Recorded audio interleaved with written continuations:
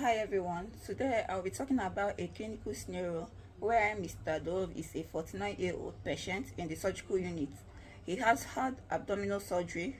When he is returned to his room from surgery, I note that he has a Foley catheter and intravenous feeding running, dressing on an abdominal scission and elastic stockings. The question is to think about what procedures I will include in my care of Mr. Dove.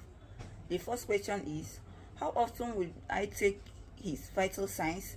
Which procedures are included in vital signs? What are the normal range for each vital signs for a person of this age?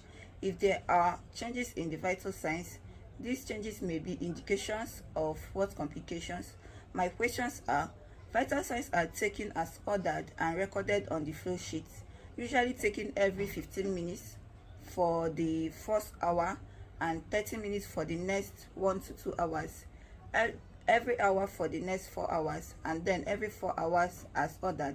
The important vital signs that need to be examined are pulse rate, respiratory rate, blood pressure, urinary output, temperature, skin moisture, and turgor. Normally, a machine will be attached that will show the vital signs. Manual procedure might include stethoscopes, sphygmomanometer, and thermometer, and measuring urine output. The normal respiratory rate is 16 to 20 per minute. Pulse rate is 60 to 90 per minute. Blood pressure is 120 80 millimeter of mercury. If there are abnormal changes in the vital signs after surgery, it may indicate complications such as blood clots, internal bleeding, and infections. The second question is, what observation will I make regarding the Foley catheter? Why do I think he has the catheter in place?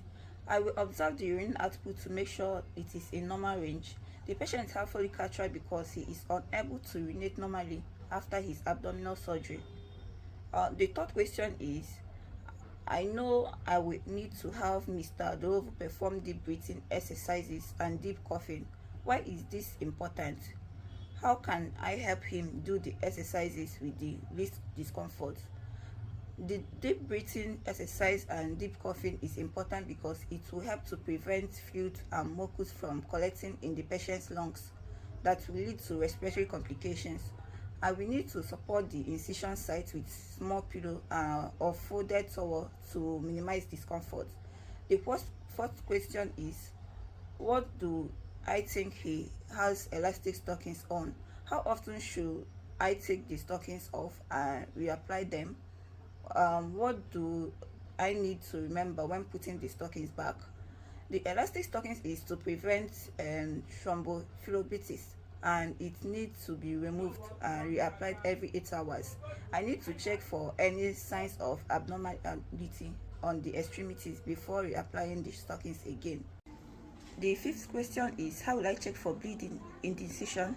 I will check if there is any bleeding on the incision by observing whether the patient looks anxious, tachycardic, difficult breathing, inadequate urinary output, and most importantly, whether the blood present from the bandage that covers the incision. Thank you.